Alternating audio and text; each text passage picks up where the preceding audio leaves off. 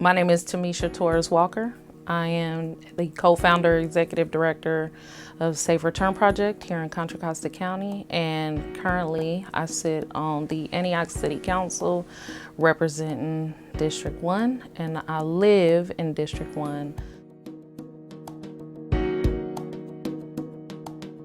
I grew up in Richmond, California, not Richmond, Virginia. and what people would call deep sea Richmond. Mostly raised by my grandmother. I have 5 uncles, 1 auntie who was in Raleigh, North Carolina. My mom is not the only daughter, but she's the only daughter that came from Raleigh with my grandmama as a kid. So it was pretty interesting being raised in Richmond by 5 uncles, no aunties. Spent most of my childhood and young adult life as a tomboy. So it's kind of crazy. And growing up in Richmond, it was, the good came with the bad. I think a lot of people just associate Richmond with violence and bad stuff. But when I was growing up, there was that, but there was also community, a lot of community.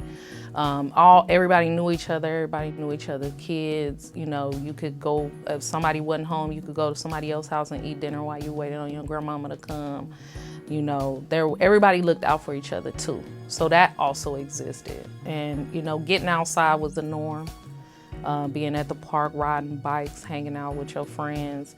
And, it was the dangers too of gun violence, a lot of gun violence. And also just growing up where there was a lot of activity that kids probably shouldn't live around. And so that was, I just say a lot of good came with the bad as well.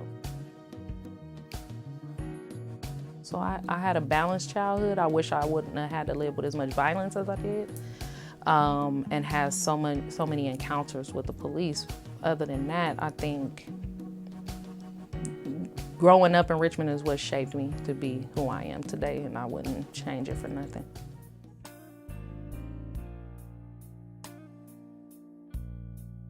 Poverty and violence has shaped my perception on life just through personal experience. Like I said, growing up in Richmond, we didn't have a lot.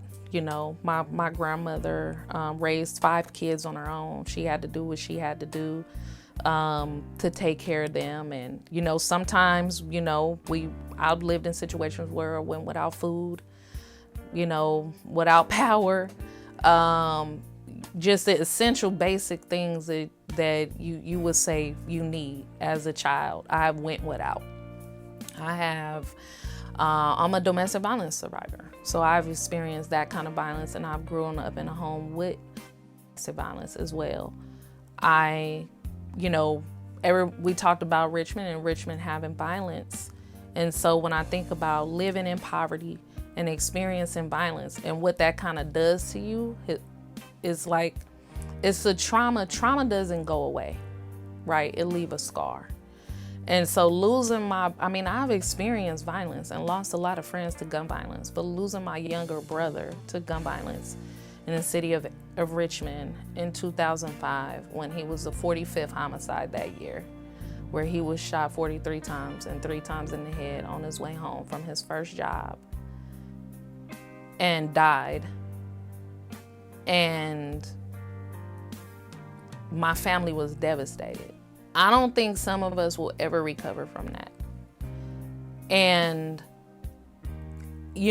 that kind of trauma, you got to figure out a way to turn it around. My life went downhill from there. Like, it was not an easy climb to get to where I am today. And so when I think about poverty and its relation to violence and my early experiences, it wasn't just police violence. It was community violence. It was violence in the home, just not having, what you need in the face of all that you're experiencing in life that you shouldn't have to as a young person, as a young adult.